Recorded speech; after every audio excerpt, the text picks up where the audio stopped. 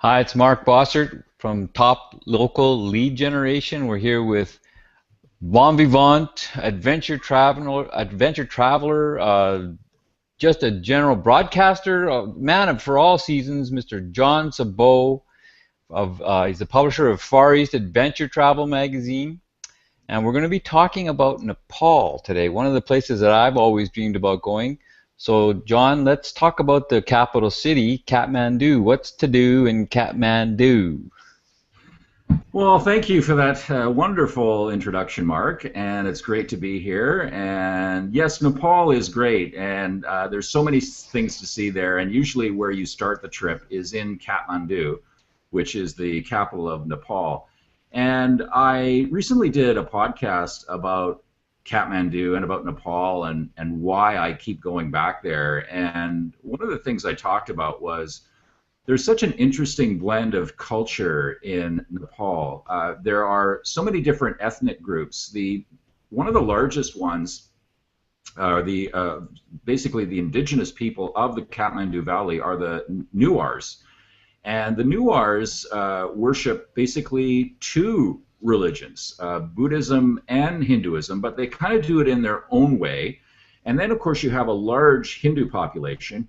And on top of that, you have a Buddhist population as well. So there's all of these different groups of Hindus and Buddhists that all celebrate similar things but different things. And it just gives it this layer that I've never seen anywhere else. And of course, if you go to any other part of the subcontinent, being South Asia, India, Sri Lanka, Nepal, of course, you're going to see lots of rich, diverse culture, but there's just something, and I still can't put my finger on it, about Nepal that makes me want to keep going back.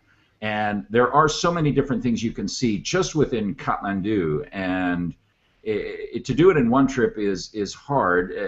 Even over 3 or 4 days, you won't be able to see everything, but I can give a few suggestions. And I'm just going to take you to some slides right now, and sorry, let me just get my share screen on here. And I'm going to take you to some slides right now. And right at the top here is the Kathmandu. This is Kathmandu, and this is around Durbar Square in Kathmandu. And there's a number of these squares where a lot of worship takes place and daily social life. So these are a lot of these places too are UNESCO World Heritage Sites, and they are still working sites. These are not grand museums. I mean, people conduct their daily life here and worship here, and that's what makes this place so special. So this is kind of getting close to Durbar Square in Kathmandu, and the tourist section of Kathmandu is called the Tamil section, and I highly recommend if you're staying there. It's a great place to stay because there's lots of hotels ranging in all kinds of different prices, and there's also lots of really great restaurants.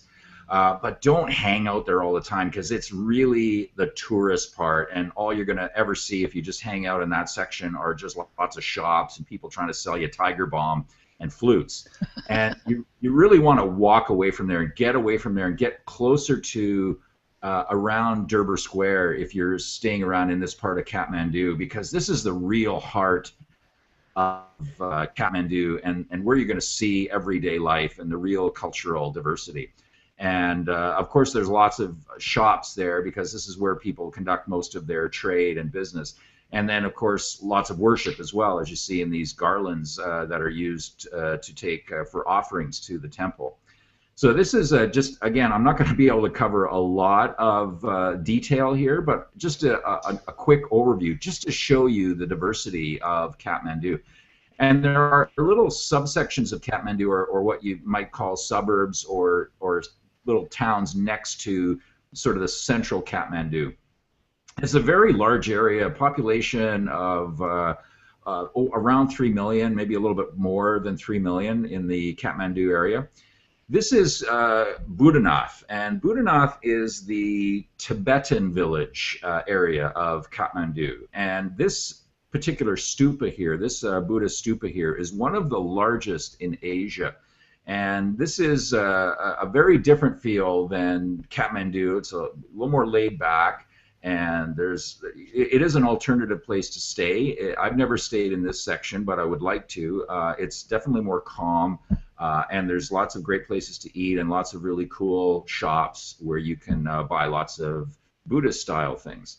And then this is a place called Baraktapur, and Baraktapur is about 30 minutes outside of Kathmandu, and it's a nice little walking village. There's no traffic allowed in there, no motor scooters or cars or anything, so it's a little more relaxed place to walk around, where in Kathmandu, the Durbar Square, there's traffic, motorcycles and scooters like running everywhere. So this is a little more calm place. It's a little bit out of the city, and it's a great place to take in culture. And these building styles are Newari style. A lot of this architecture is Newari style. And probably in that other slide I showed you before, this one, you can see this style of building. Well, this is the pagoda building. This is the style of building that you'll see all throughout Asia, in East Asia especially. This is where the design came from, was this part of the world. So this is Baraktapur, and this is a nice place. They're very they specialize in pottery here, and they do all kinds of different crafts and things you can check out. And this is Panchum Pantanath, and this is a very famous temple area of Kathmandu, and it's one of the holiest places in all of Nepal. And it is it's on the banks of the Bagmati River. And basically, this is the main cremation site of Kathmandu. So you can come, and you're not allowed, if you're a foreigner, to go down to the temple area, at least where they do the cremations, but you can watch from across the river, and it's a very insightful thing into the way of life there. I mean, they don't, in Western culture, funerals and that are kind of hidden and they're inside buildings, but here everything's done out in the open. It's a really different way of life, and a real celebration of life, and death is very much part of life, of course, the way they look at it in their culture. So it's definitely, I would highly recommend it. It's a real eye-opener, and it's definitely something that you won't see anywhere else if you haven't been to South Asia before. And this is basically just around another Durbar Square, but in Patan.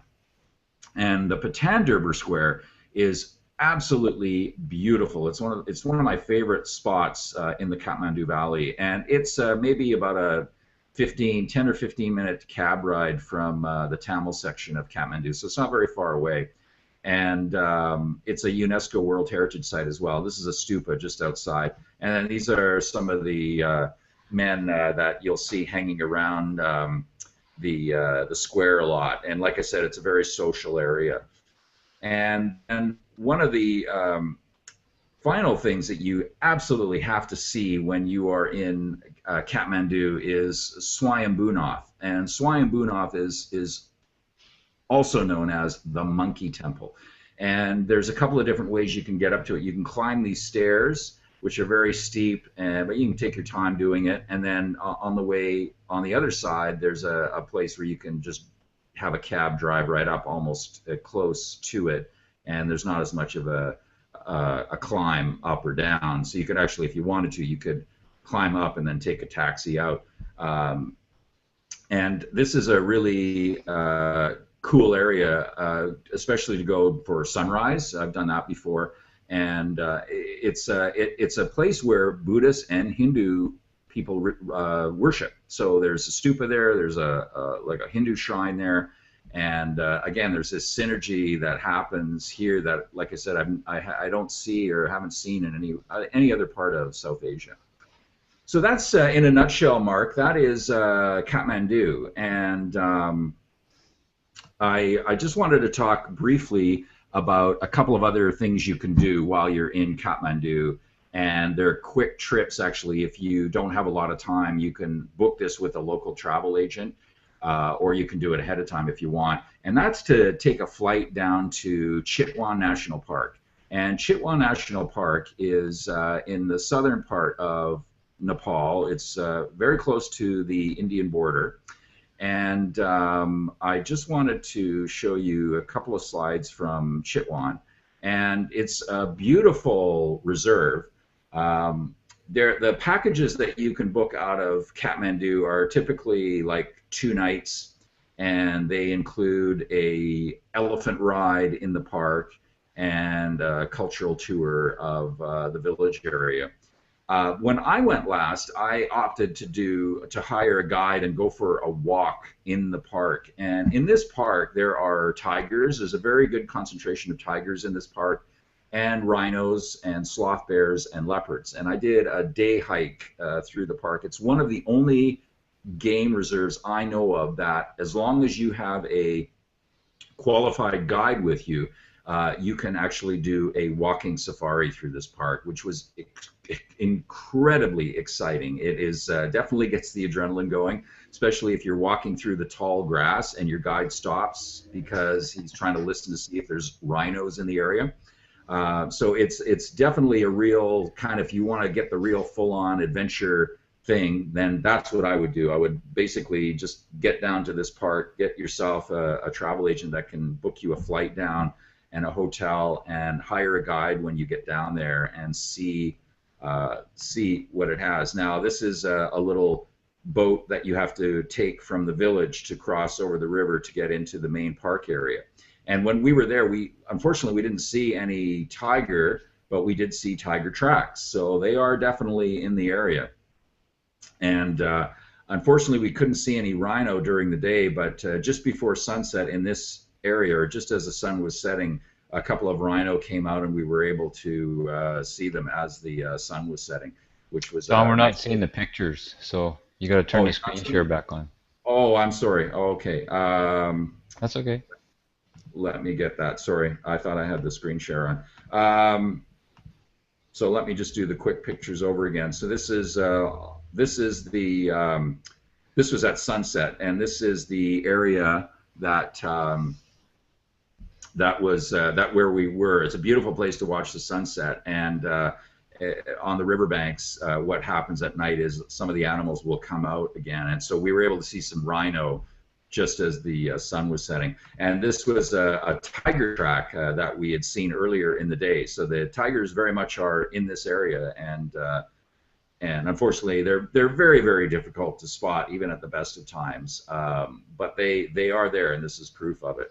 So that's a really cool trip to do. And if you have time, like I said, in Kathmandu, I would highly recommend that you do that trip down to Chitwan National Park. It's well worth it.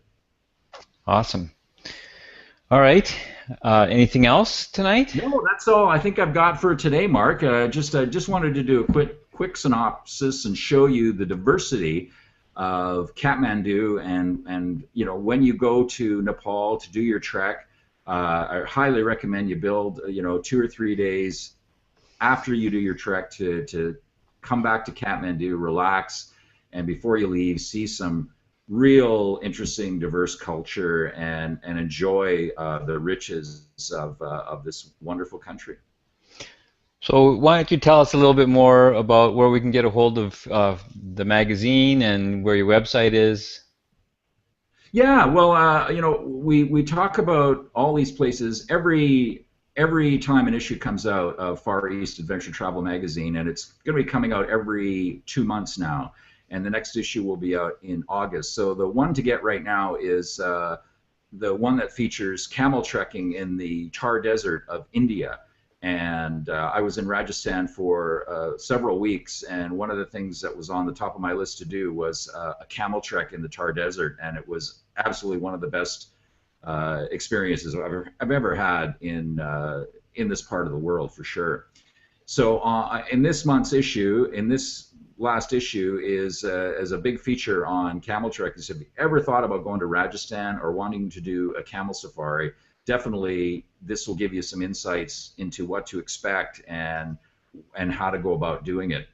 So that's in this month's issue, and you can just go to the iTunes App Store and search Far East Adventure Travel, and the apps will come up for Far East Adventure Travel Magazine and the podcast, which we do every week.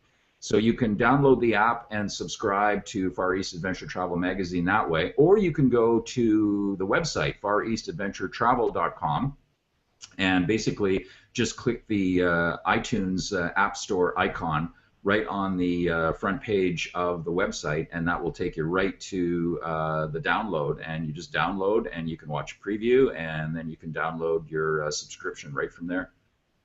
Awesome. So, John, thank you so much for this. It's very exciting. I can't wait to go to Kathmandu myself. That's coming. That's definitely on my bucket list, and I understand it a little bit more. I love the idea of the merger of the Buddhist and the Hindu, Yeah. which is sort of the spiritual path I'm on, which is great. What are we going to talk about next week? Well, I think what we'll do next week is talk a little bit more about trekking in Nepal. I think we'll just keep on that theme and talk a little bit more about getting prepared again.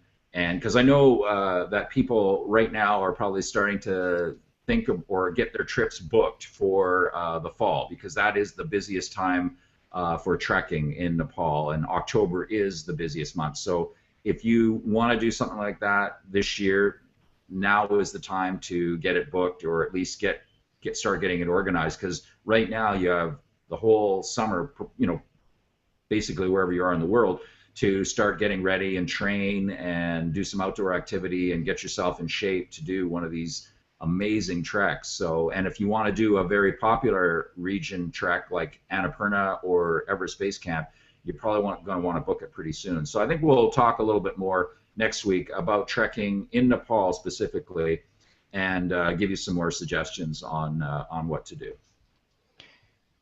That's great, John. Thanks a lot. We'll see you next week. Sounds good. Thanks, Mark.